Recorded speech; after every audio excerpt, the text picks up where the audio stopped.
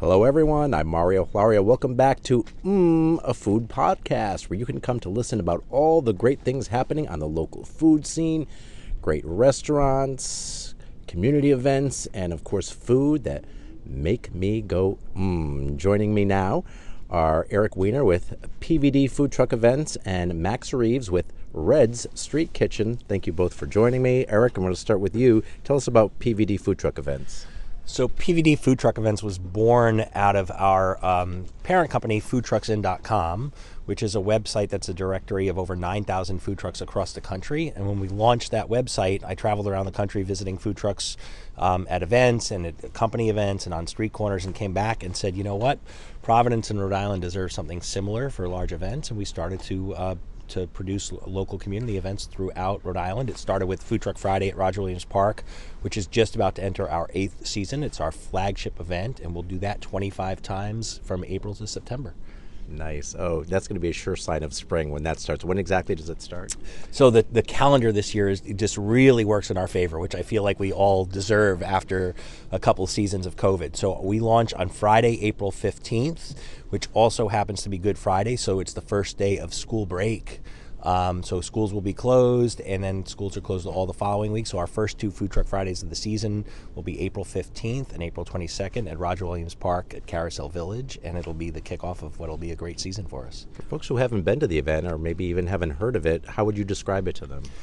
So for us, I like to describe it as the bringing back of the town square meetups and get-togethers.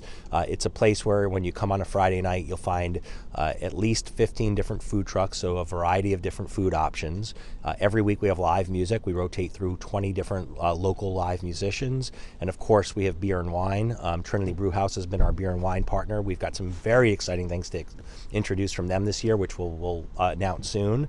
And then we're inside Roger Williams Park, which is an iconic park, and we've partnered with Roger Williams Zoo, and they run the carousel and train rides and the Hasbro Boundless playground. So it's really, when you show up on a Friday night at 5 o'clock, you find all ages, you find all backgrounds, you find single people coming alone, you find people on a date, and you find multi-generational families coming out. And on any given night, you basically are walking into a pre-made community gathering of 800 or 1,000 people. That is great. Now, until then, what these food trucks, do they just stay idle, or are there things happening even in the cold winter months? Yeah, so there are really three components for a food truck that generate their revenue. One is historically street service. And street service is when they pull up to a busy street corner, during lunch or dinner time, and they just get walk-up traffic. And really, that's the piece of the business that I would say pays the bills, right? It keeps you sustained from day to day, but it's not really a profit center for them, but it helps pays the bills.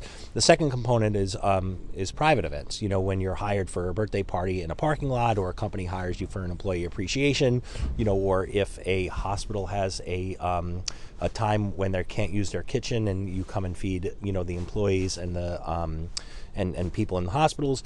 And then the last component is large public events. So, the events like we produce, and other, iconic events in Rhode Island, like, the Folk and Jazz Festival. So those three components probably, make up all of the sales for a food truck. I would say that the average food truck is looking for 20 to 25% of their revenue to come from street service. Probably another mix of 50-50 of their revenue comes from private events and public events, which is their more profitable opportunities. Yeah. And it's a great way to support, obviously, local businesses and local restaurants. Yeah, and as much as hiring a caterer to come to your house for a holiday party or something is a super fun, cool thing to do, a lot of the things that we hear from people that hire food trucks is, you can use a food truck in a way to surprise your guests that you can't do with a caterer. You're like, hey, we're going to have food tonight. And then you don't know what kind of food, and the truck pulls up, and now you have a food truck there. And also, it is truly self-contained. The food truck shows up, they cook on the truck, they feed you from the truck, and when they leave, you don't even have any cleanup to do in your kitchen. And caterers are a great job, but when your party's over and the food truck leaves, the party's over. And it's a super fun way. We saw a lot of people this winter, that were kind of ready to have holiday parties, but not really ready to invite people back inside yet.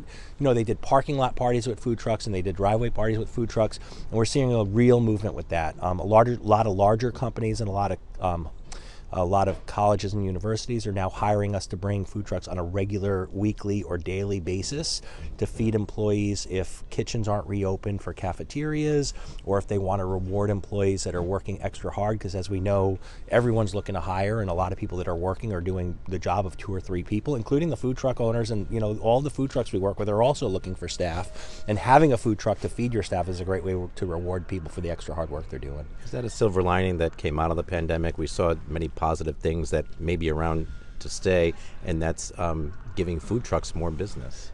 Yeah, I think one of the things that we've definitely seen was a pivot in terms of people that may have looked down at food trucks, where we spend a lot of time saying to them, this is just a restaurant on wheels. And when you come out to one of our events, you're having an A-plus experience. And a lot of people say, well, that's great, but I have my favorite restaurant, and that's what we do on Friday nights. And when the pandemic hit, unfortunately, everyone struggled, but one of the first things to come back was our outside events. And we saw a lot of customers that said, you know what, I'm here because it's the only thing to do, and man, am I glad that I found this, and now they've stayed. So, as business is kind of rebuilding and restaurants are starting to kick back up, I think now for a lot of people, the food truck events are part of their regular rotation now, and before they may have not been. And one of the many, many great food trucks you work with is Red's Street Kitchen, and owner Max Reeves is also here, so we're going to bring you into the conversation. Let's pick up on what we were just talking about. Were you able to kind of capitalize, if you will, on the pandemic in terms of being in demand and for your services? I mean, yeah, I'd say it was definitely tough at first trying to get our bearings as to what we were going to do, but I think to tack on to what he said, a lot of the corporate and the employee appreciation events really helped us, and also the schools and colleges, because we've actually teamed up with a few colleges where we actually get a tablet that goes into the student dining cards. So that's something new that we never did in the past, that because they've struggled to fill the jobs in some of their cafeterias and whatnot, and that's been huge for us.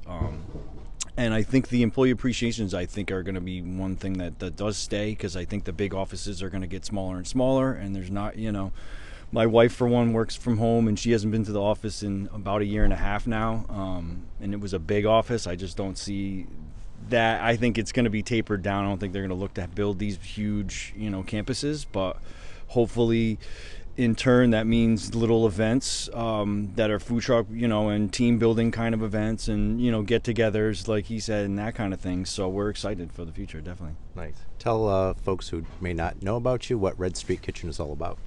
So Red Street Kitchen, the name comes out of the trailer just being red, to be honest. We were looking at names, and it just popped out that it was red, so it became Red Street Kitchen. And we did a lot of different food over the years, and started off with some different stuff, but pretty much settled into really good cheesesteaks, hand-cut fries, fried chicken, and we run a lot of different specials. We run the gambit from barbecue down to taquitos, tacos, mac and cheese bowls, all sorts of stuff. So yeah, we're I thought your name came from because the Reds, Rhode Island Reds, or the Roosters. It did, a little bit, actually. It did come from that. I mean, we liked the Rhode Island Red Rooster, and then there was the team, too, that used to play. So they kind of all came with that. And then, our tagline was, our Instagram is @Reds Rhode Island. So, yeah. Basically. A lot of people think I'm red, and I'm not, but... Might have to change your name, huh? Yeah. Yeah, so I know... what's your signature dish, would you say, or item? So I would say the cheesesteaks, hands down. It's very consistent. It's very popular everywhere we go. I mean, a lot of the, interestingly enough, like a lot of the police force and the firefighters meet us in various towns. So when we go out to Warwick, let's say, we get a lot of the police officers and firefighters that show up there, and just for cheesesteaks. So that's really, it's good to see, Nice. And how many different styles of cheesesteak do you have? So we're always changing it up. I mean, we've probably done, maybe 15 different kinds. We do like a hot Italian with pepperoni, fresh basil. We've done a pesto basil cheesesteak. We do an Asian style with ponzu. The most popular, definitely so far, probably the OG, which is onions and mushrooms, which is like sort of like your classic steak and cheese. But to people that come to us a lot, the Blue Zombie and the Big Macs are those are home runs for a lot of people. So I think I'm going to try the ones you just mentioned, those last two, but tell me in more detail. So what is the Big Mac cheesesteak? So the Big Mac cheesesteak is, really hard seared shaved steak, seasoned nicely, and then we just do it's your American cheese, and then we have it's a remoulade sauce and sesame seeds toasted, pickles, lettuce, and that's it. I want to say a little bit of onion on there too. Mm-hmm. So kind of like a Big Mac, I guess. Yeah, Huh? exactly. Yeah, yeah. All right, I'm going to give it a try here.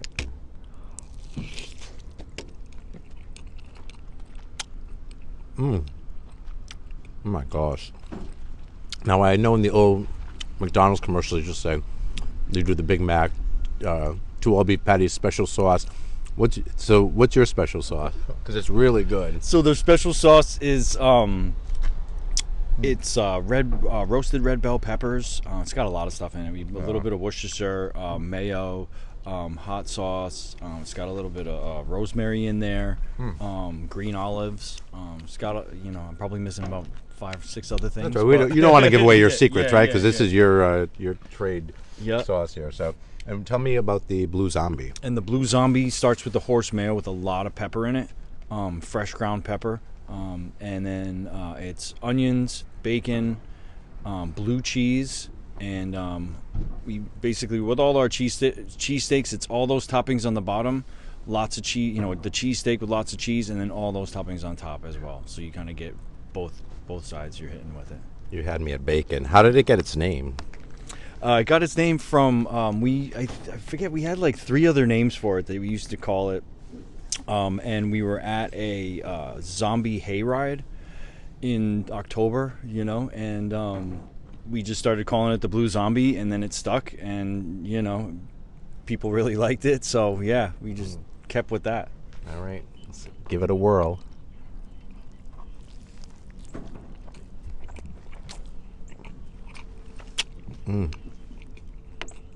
Oh my gosh, it's so good. Thank you. I love bacon, obviously, but blue cheese, the whole combo is just really good. Do you come up with the different styles and recipes for those sandwiches? Yep. Yes. Me and the team. I mean, if we love to get creative, so whatever they have, and then we'll tweak it. We all kind of take a bite and see what works, and see if we can add something or take something away. But yeah, If you ever need a taste tester for a new style. I was going to say, Mario, you could it's not uncommon that when we're setting up for an event, Max says, hey, taste this. I'm like, Max, I've had that 100 times. He's like, yeah, but we made a change. Can you tell me what you think? So you can tag along and be a taste tester on some of these menu item changes with me. Twist my arm. And I know recently on Studio 10 you made us a bunch of different things that you had, and one I really loved was fried gnocchi. I never had it before. I love gnocchi, but never had it fried. How did you come up with that idea? So we basically, on the truck, we were trying to make it with boiling water, and we only have a flat top, so we can get the water pretty hot, but not at a rolling boil, so it kind of just would turn to mush. So we tried dropping it in the fryer, and voila, it was awesome. So we kind of go like that. Holds its structure really well, and it's like a 20-second pickup. So yeah. And you have different sauces or toppings you can put on those as well, I assume. Right now with the gnocchi, we do a pesto gnocchi, we do a bolognese, which is our meat sauce, a puttanesca, which is a tomato sauce with olives and capers, and I'm missing one. Can't think of it. That's okay. Folks will have to come check you out now. See, we're gonna leave something to tease people so they can come check you out. Tell us, so you don't just work out of the truck though. You have an actual permanent location now? Yeah, we just recently moved into Seekonk, and we have a restaurant right behind Fantasyland in what used to be the Sherwood, and is now One Sports. And so we have a banquet facility and a huge commissary, and so we've been working with them, with opening the bar and servicing their guests and bringing our own people in. And now that COVID's starting to go, we're trying to hopefully book up that banquet hall and the ballroom, and we're liking where we're going. So nice. So is it more just a banquet like venue facility, or is it an actual restaurant? So it's both. We have a restaurant bar, and then we have a separate ballroom that we have like a dividing wall that can shut that off for private events. Yeah. Nice. And how long have you been there, and what's it like to have an actual permanent brick and mortar spot? Yeah. So we've been operating the food truck out of there since February of last year, and then we just opened it up in November for the restaurant and for the generally, to eat there. Yeah, so fairly new. Yeah. oh yeah, definitely. And how long have you had the food truck itself for now? So we had that since 2017, so it's going on 5 years, and I think this is our 5th year, going into our 5th year, I suppose. So yeah, we've been working with the PVD Food Truck Events since 2017, I want to say as well, and it's been an awesome experience, and a lot of we get a lot of advertisement at all the various events. Because going all over Rhode Island, it's not just the same place all the time, which is awesome. And we've actually gotten a lot of people to go to the restaurants that have had our food at the various events, and that's sort of what it's all about for us now, is to push people into the restaurant. Exactly. I was going to say that's a great way to get out into the community and let them know that you're there. And I was going to say, what is it like to be kind of a traveling restaurant on wheels and to hit so many different venues and events? It's like a different job every time, I bet, huh? Yeah, it's huge. I mean, I think we're a traveling billboard, which I think people see us a lot of time. We get a lot of beeps driving down the highway and that kind of stuff, and so I think it's something that a restaurant would love to have. We kind of did it in reverse, where we got the food truck, and now we're going all around. But beautiful venues all the time.